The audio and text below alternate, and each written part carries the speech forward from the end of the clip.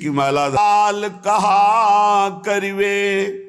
जब गले में तुलसी की माला धारण हो गई तो इससे बड़ी कोई माला नहीं, ना स्वर्ण की ना मोतियों की, इसकी महिमा के बराबर कोई नहीं। गले में यदि तुलसी जी की माला बंधी हुई है और अंतिम समय आ गया तो यमराज की फांसी उस गले में नहीं पड़ेगी जिसमें वृंदा सखी श्री तुलसी की कंठी विराजमान है। ये बड़ा सौभाग्य का विषय है। जिसका अंतःकरण मलिन है, जो तार्किक है, जो विरोधी भाव रखे, वो इन भावों को नहीं समझते। सब अगर ऐसा समझ जाएं तो सब मुक्त ही ना हो जाएं। इसलिए बड़े भाग्यशाली हैं जिनके हृदय में श्रद्धा और विश्वास ऐसा प्रकट होता है। जब कंठ लसी तुलसी गल में, तब मोतिन माल कहा करिवे। जब चंदन रज की छाप छपी, तब और सिंगार कहा भरिवे।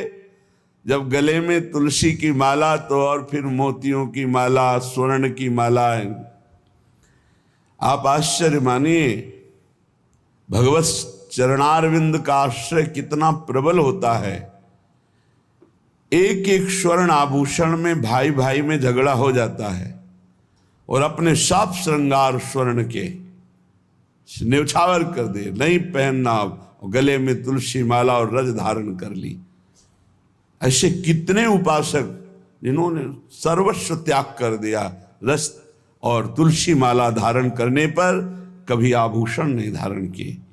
जब कंठ लसी तुलसी गल में, तब मोतिन माल कहा करिवे। जब चंदन रज की छाप छपी, तब और सिंगार कहा भरिवे। ये अहो भाग्य। जब हम ब्रजरज से तिलक रचना करते हैं और अपनी श्री जी के कल जो श्रृंगार में चंदन प्रयोग हुआ वो प्रसादी चंदन धारण करते। बोले अब इससे बड़ा श्रृंगार क्या होगा। गले में कंठी तुलसी जी की और मस्तक पर रजरानी वृंदावन की और ऊपर से श्री जी का पत्रावली किया हुआ प्रसादी चंदन। तो जब चंदन रज की छाप छपी, तब और सिंगार कहा भरिवे। जब लाडली लाल की ओर ढरे, तब और की ओर कहा ढरिवे। जब हरिजू की कृपा हो गई, गुरुजू की कृपा हो गई और हमें लाडली लाल का मार्ग मिल गया, तो अब और कोई मार्ग मुझे नहीं चलना।